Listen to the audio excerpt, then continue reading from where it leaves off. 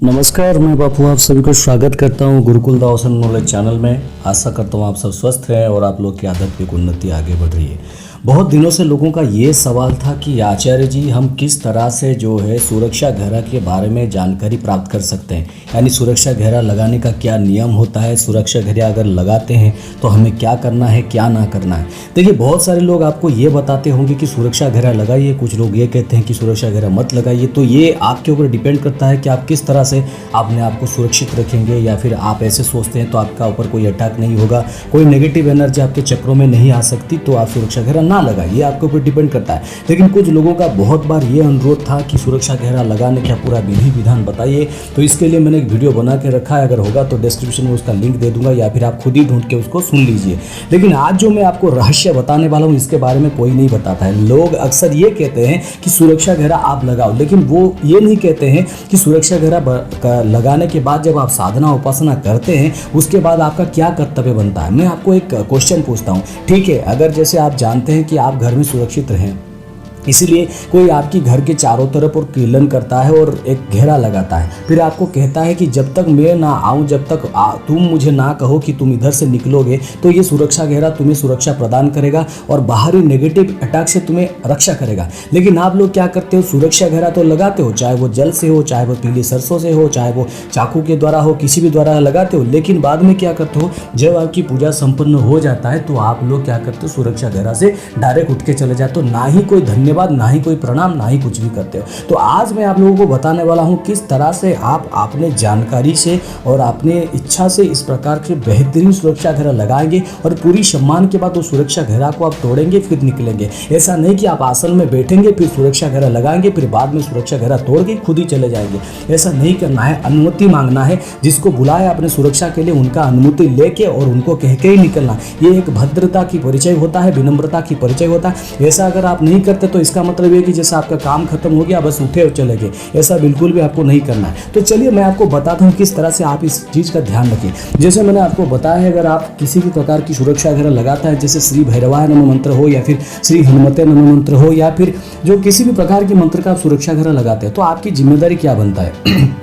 पहली बात है, कभी भी अगर आप सुरक्षा घेरा लगाते हो तो पहले बाबा शिव की ध्यान करो, बाबा भोलेनाथ के ध्यान करो कि हे बाबा भोलेनाथ, मैं अगर आपका कोई गुरु नहीं है, अगर आप शिव जी को गुरु रूप में वरण किया है तो आप गुरु को प्रणाम करो, या फिर जो आपके गुरु हैं चाहे वो यूट्यूब में है कहीं पे, पहले उनका चरण स्पर्श करो, मन में उनको प्रणाम करो। फिर जो है आप उनकी अनुमति ले लो मन ही मन की, हे गुरुदेव आपकी कहने के हिसाब से मैं ये कर रहा हूँ, तो आपकी कृपा मुझ पर बनी रहे और आपकी इष्ट की कृपा भी मुझ पर बनी रहे। उसके बाद क्या करें, फॉर एग्जाम्पल मैं आपको बताता हूँ, अगर आप घेरा लगाएंगे श्री हनुमते नमः मंत्र का, तो श्री हनुमते नमः मंत्र का अगर घेरा लगाएंगे, आप बाबा को पहले हनुमान बाबा को ये प्रार्थना करेंगे कि हे हनुमान बाबा, ये साधना के लिए आप मेरी रक्षा करें और जब तक ये साधना पूर्ण ना हो जाए तब तक आप मेरी सुरक्षा करते रहें, ठीक है? तो इस हिसाब से आप क्या करेंगे कि पहले एक चाकू का ऊपर 11 बार मंत्र पढ़ के, या फिर आप जैसे कुछ सिंगरा वगैरह बहुत सारे लोग कुछ कलर के टाइप मिलता है, कुछ मिट्टी का घेरा उसमें भी करते हैं, या फिर एक मिलता है कुछ सामान घेरा लगाने का, कुछ पूजा के स्टोर में कुछ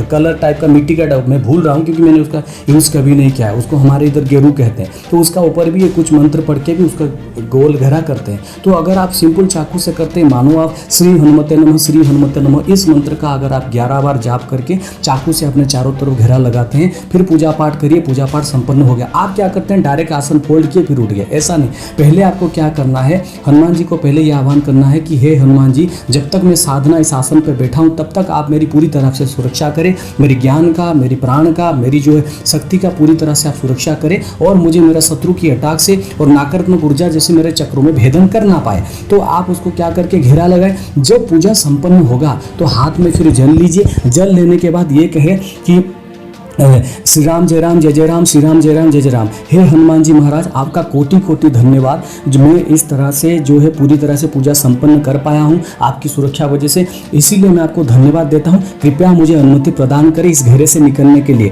और हाथ में जल लेके उस घेरे का ऊपर ही आप थोड़ा सा जल डाल दीजिए, जहाँ पे आपको पता चलेगा कहाँ पे मतलब मार्क किया है। मतलब ऐसा नहीं कि आप चाकू से जो घेरा करते हैं पूरा जमीन ही फट जाता है, ऐसा नहीं है ना। तो थोड़ा सा आपको पता चले किस लाइन में आप घेरा किए थे, किसी भी जगह पे आप थोड़ा सा जल छिड़क लग लीजिए और हनुमान जी को धन्यवाद करिए, प्रणाम करिए, फिर उसके बाद उस घेरे से निकलिए। ठीक है, यही होता है एक परफेक्ट रूल। आप क्या करते हैं, आसन से बस घेरा लगा दिया कि बाबा जी ने फलाना मंत्र दे दिया या फिर कोई भी आपको मंत्र दे दिया, घेरा लगा दिए, फिर जल्दी से उठे। देखो किसी का अगर मानो आप सप्तशती का जो कोई कवच का घेरा लगाते हो, उस समय माता को भी अनुरोध करना है और बाबा को भी अनुरोध करना है, क्योंकि सप्तशती का कवच का जो घेरा होता है वो कवच का पाठ वो सबसे भयंकर और सबसे शक्तिशाली घेरा होता है। उस समय आप जितने सारे देवियों का जो आह्वान करते हो, सब देवी आपकी रक्षा करती हैं अगर पूरी तरह से। अगर इसीलिए तो मैं हमेशा कहता हूँ कि सप्तशती कवच का पाठ मात्र से सुरक्षा होती है, आप सिद्धि के पीछे क्यों भागते हो। ठीक है ना, तो इसी चीज को आपको ध्यान रखना चाहिए।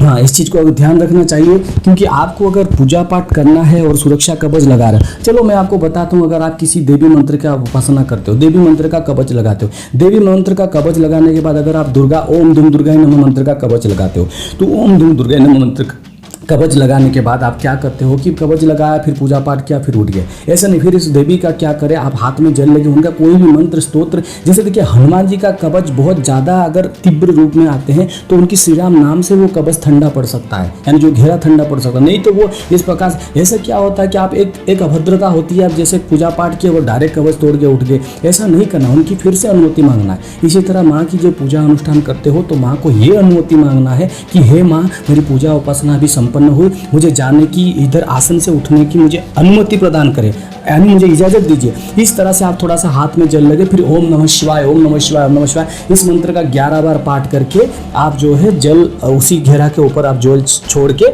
आप उठ जाइए। ऐसा करेंगे तो क्या आप देखेंगे आपको कोई भी दिक्कत नहीं होगा और उसके बाद भी आपको कोई अंदर में ऐसा फील नहीं आएगा कि क्या मैंने अच्छा। तो इसको इस प्रकार के सम्मान भी कहते हैं, शक्तियों का सम्मान करना। आप जिस चीज़ का आह्वान करते हो उस चीज़ का सम्मान करो। इस तरह से हर चीज़ का रूल है। किसी भी अगर कुछ भी नहीं आता है तो आप बस कोई भी सुरक्षा घेरा लगाओ, हाथ में जलने की ओम नमः शिवाय 11 बार जाप करके उनको धन्यवाद जनाओ उन शक्तियों का। ठीक है, ये सारे सात्विक सारी चीजें, ऐसा कोई नहीं कि आप इतर जोनी का कोई सेवा कर दो उसमें ये सारी चीज। हाँ, भोलेनाथ हर चीज के लिए है, लेकिन इस बात वजह में मेरा कोई मतलब कोई लेना देना नहीं है, ना ही उसके बारे में मैं कोई एडवाइस कर पाऊंगा, क्योंकि तामसिक शक्तियों के बारे में मुझे मत पूछना। ठीक है, क्योंकि इसके बारे में मैं आपको बता नहीं पाऊंगा। तो इसलिए इस चीज़ को ध्यान रखें।